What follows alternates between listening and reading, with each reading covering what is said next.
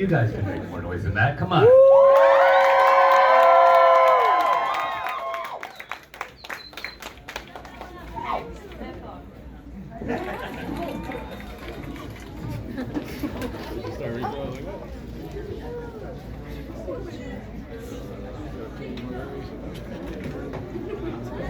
Hi.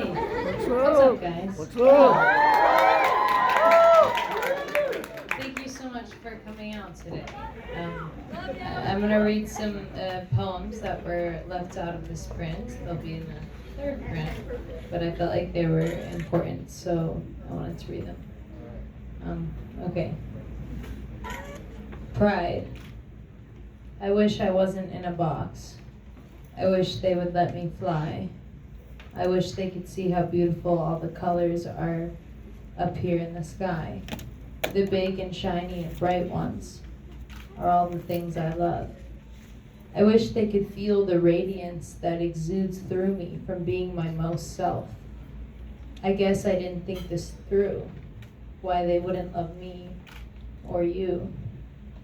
I wish they could understand why me and not she or he or them, that this is the decision of who I am. I wish they could see me with a lidless box. I wish they could see me. Maybe not today or tomorrow, maybe when they do, time will stop. And then I'll be free of this disgusting box. Pride.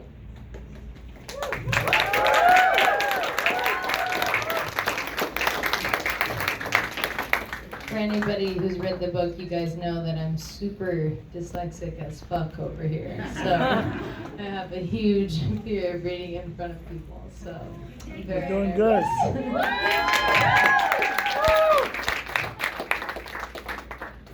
This is one of my favorites, Red Madness. Everything ridden with madness never has an end. The spiral of madness twists both ways. The madness that seeks me takes everything good away. The madness creeps over me at night, holds me tight like sleep paralysis. Madness is that monster woman. She tears you apart and keeps only the best parts for herself.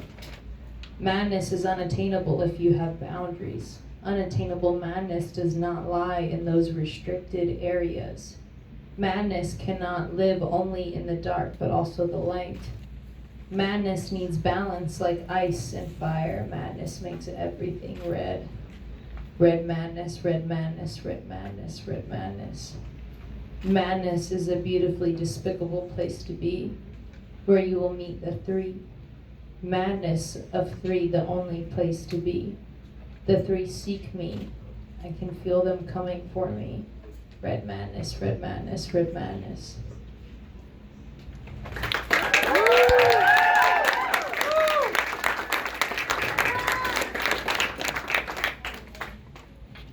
Selfish. I'm selfish. I can be selfish, but at least I can admit it. What makes a person selfish in your eyes? Is it simply not doing things for others when you know it can help them? Is it the way that guy wears his tie or the way that girl does her hair? Is it not putting yourself in an uncomfortable situation to help others? Or is it just not giving one fuck about anyone or anything but yourself? I'm guessing you think it's all of those things. So whatever, you can call me selfish. I'm accepting I'm a selfish person. I was molested my whole young life, and when I talk to other victims that have been sexually abused, they all say different things. No story is ever the same, but there's usually similarities.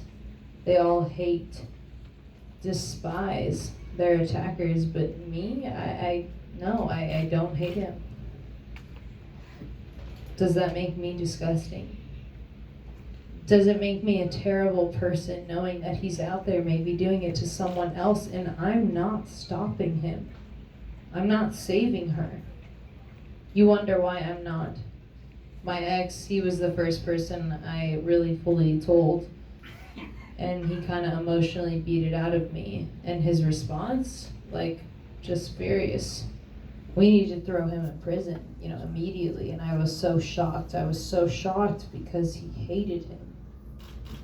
hearing one story about him and he already hated him. So why don't I? Why don't I want to get him in trouble? Why don't I want him to pay for all the pain he's caused? You know, he didn't have to deal with the countless times he molested me. He didn't have to deal with the countless times I felt ashamed or disgusting, and he already hated him, so why? I think Stockholm Syndrome is why. Putting trust or love into your captor because it's the only way you can deal with the situation in front of you. The only way I could deal with it, I guess, is by loving it. Loving his cruel nature of his, but hating what he was doing to me, but trying to convince myself that I loved it because I was letting it happen. I wasn't kicking his teeth in, I was just simply letting it happen to me.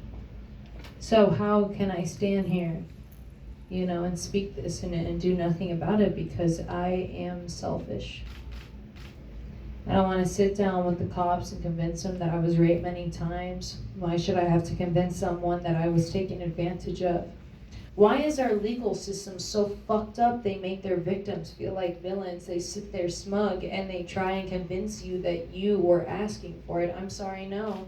I was not 6 years of age asking for his cruelty. No girl was drunk at a party asking to be raped, defiled. I don't care if you didn't scream no.